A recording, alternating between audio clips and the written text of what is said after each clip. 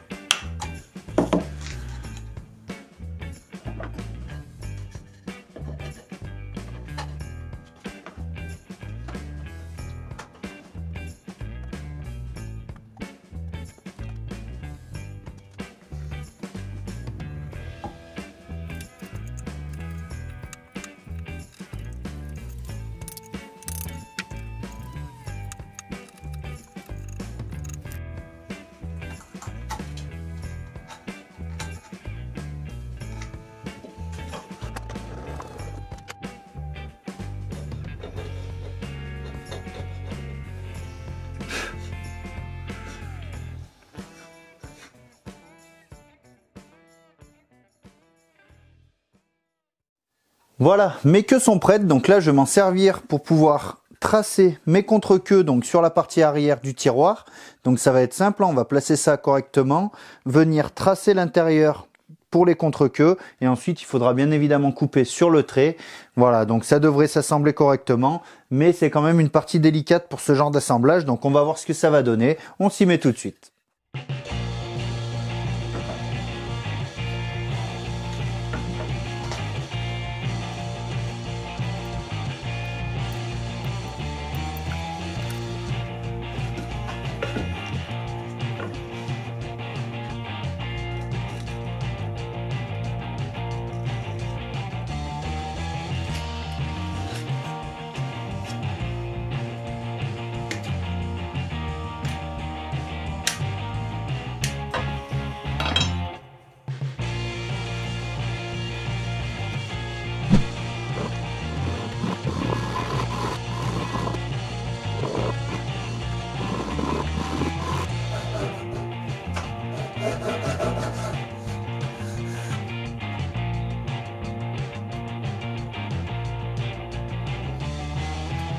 Alors donc vous êtes des centaines à me voir faire une belle connerie, mais il n'y a personne qui est là pour me prévenir. Ah non mais on peut compter sur vous les gars. Bon, on recommence, cette fois-ci on essaye de pas se tromper.